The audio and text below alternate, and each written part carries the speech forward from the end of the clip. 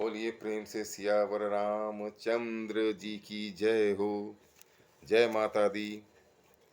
कल तक जहां मैंने कहा था, पढ़ा था, उसके बाद दोहा है। जथा सुअंजन अंजिद्रिग साधक सिद्ध सुजान, कौतुक देखत सैल बन भूतल भूरि निधान। जैसे सिद्धांजन को नेत्रों में लगाकर साधक सिद्ध और सुजान पर्वतों, वनों और पृथ्वी के अंदर कौतुक से ही बहुत सी खाने देख लेते हैं। गुरुपद रज मृदु मंजुल अंजन, नयन अमीय दृग दोष विभंजन। तेहि करी विमल विवेक विलोचन, बरनऊ राम चरित भव मोचन। श्री गुरु महाराज के चरणों की रज धूल कोमल और सुंदर नयनामृत अंजन है, जो नेत्रों के दोषों का नाश करने वाला है। उस अंजन से विवेक रूपी नेत्रों को निर्मल करके मैं संसार रूपी बंधन से छुड़ाने वाले श्री रामचरित्र का वर्णन करता हूँ।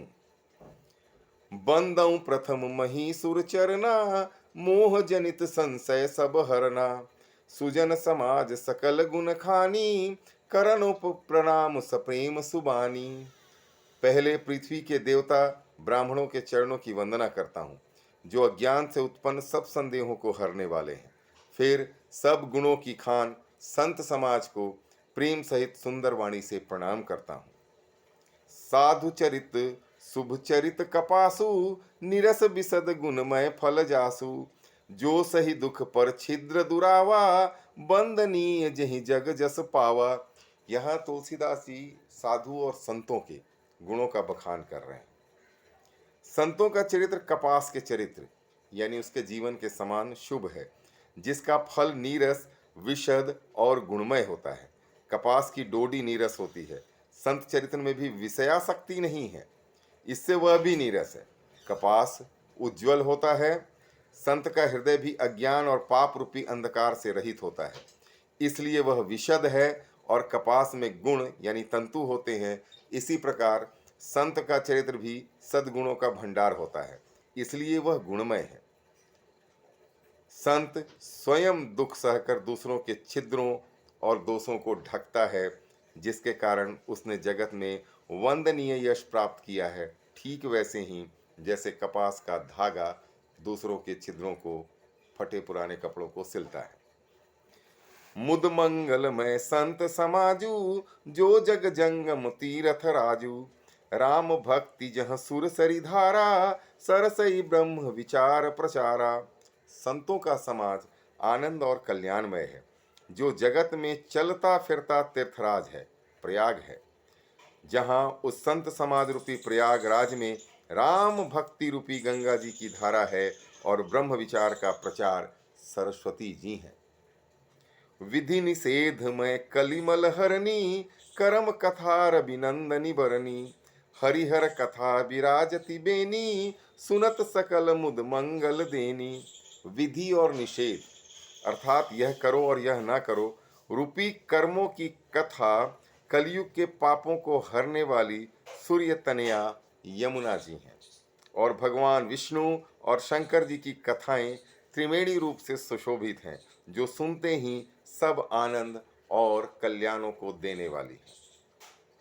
बटु विश्वास अचल निज धर्मा, तीरथ राज समाज सुकर्मा। सब ही सुलभ सब दिन सब देसा, सेवत सादर समन कलेसा।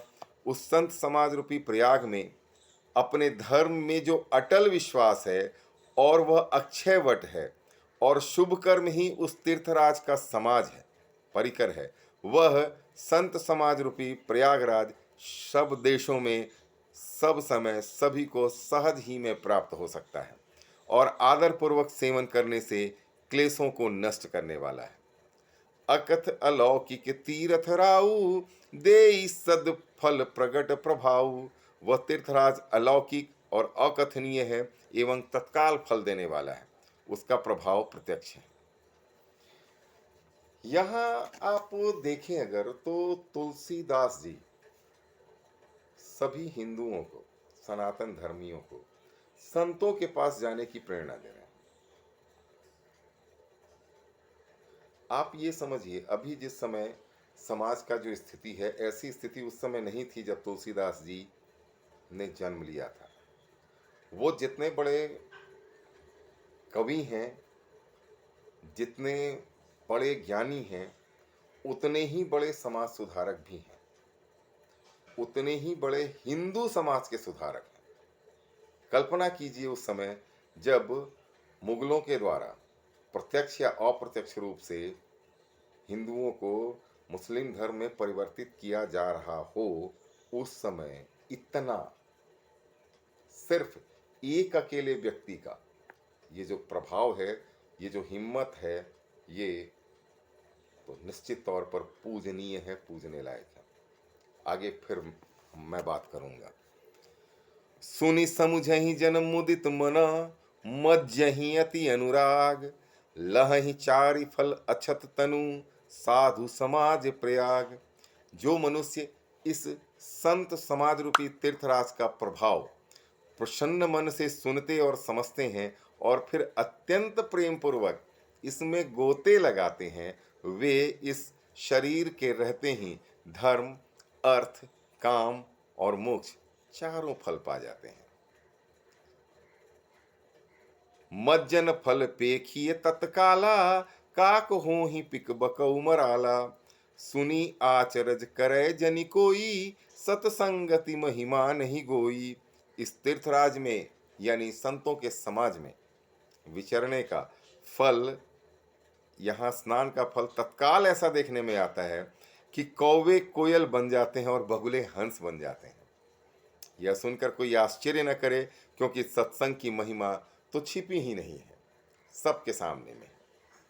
वाल्मीकि नारद घट जोनी, निज निज मुख ही कहीं निज बोनी।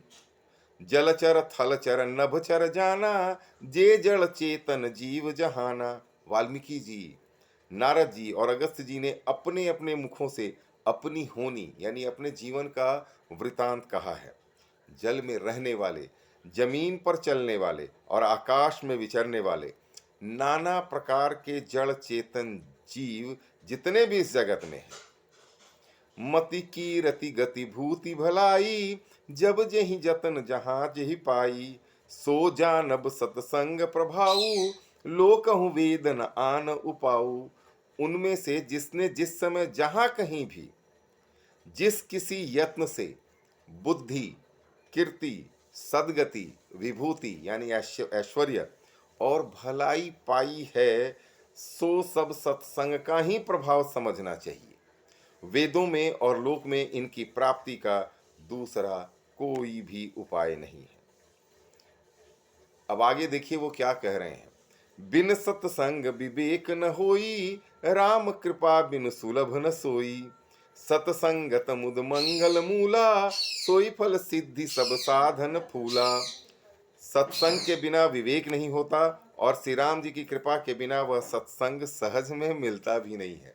जब तक प्रभु श्री राम की कृपा नहीं होगी, सत्संग भी नहीं मिलेगा। सत्संगति आनंद और कल्याण की जड़ है। सत्संग की सिद्धि प्राप्ति ही फल है और बाकी सब साधन तो फूल हैं। सठ सुध रही सतसंगति पाई, पारस परस कुधात सुहाई।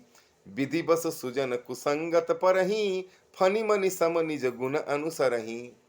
इस चौपाई को थोड़ा बढ़िया से समझने का है। दुष्ट भी सत्संगति पाकर सुधर जाते हैं। जैसे पारस के स्पर्श से लोहा सुहावना हो जाता है, यानी सुंदर सोना